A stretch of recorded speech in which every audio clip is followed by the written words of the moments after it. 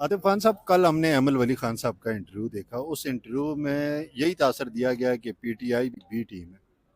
देखें, वो तो खुद उनका पता नहीं चलता कि वो किसकी टीम है।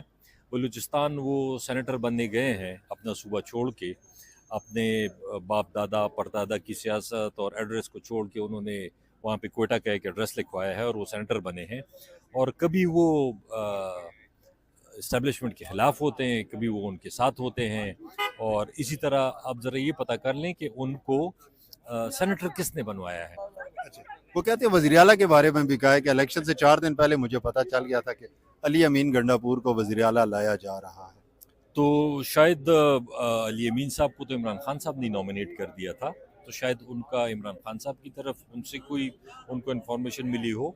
लेकिन बहरहाल उनको तो खान साहब ने नॉमिनेट किया है और वही जब तक चाहेंगे वो रहेंगे। तो अपोजिशन में अमल वली साहब भी अपोजिशन में दिखाई दे रहे थे, उन्हें आप इत्तेहाद की दावत क्यों नहीं दे रहे अपने साथ? देखें, वो अपोजिशन में नहीं है, वो तो हुकूमत के साथ ही हैं।